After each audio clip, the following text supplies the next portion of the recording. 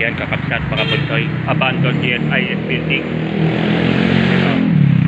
Nakakatakot siguro dito paggabi. Abandoned na to. Ito yung old GSIS building. Dilipat na kasi sila ngayon sa may Rojas Boulevard ng GSIS, diba? Ito yung original. Abandoned na siya.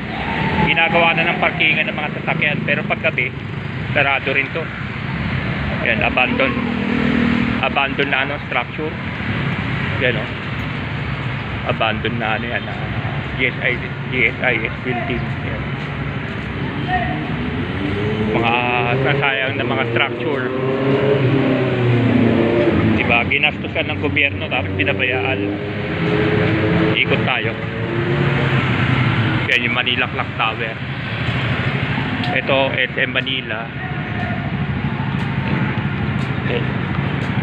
Dito yung abandoned na ano, GSIS building. Yung Manila Clock Tower. Nakit ko yan, diba? Yan. Marami sasakyan sa araw pero paggabi wala. And abandoned na to. GSIS building. Sayang naman. Nasayang to building na to. GSIS building. Wala na siya ngayon.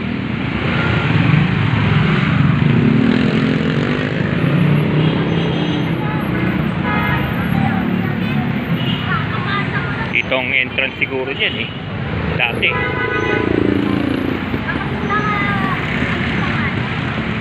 Bilang entrance siguro dati dyan. Papuno lang kasi. Pero doon sa gilid, doon tayo titigil sa gilid. May gwardiya nakabantay.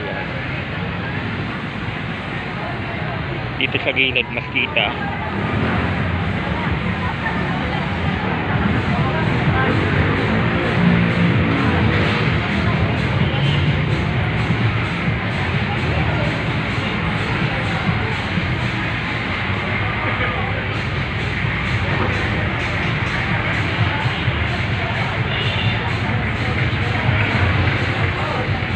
Dito, Baskita oh.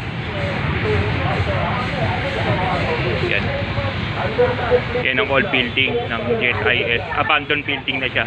Wala na. Yan. GSIS yan. Nakalagay oh. GSIS building. Abandoned building na yan. Wala na. Hindi na ginagamit kumbaga. Abandoned structure.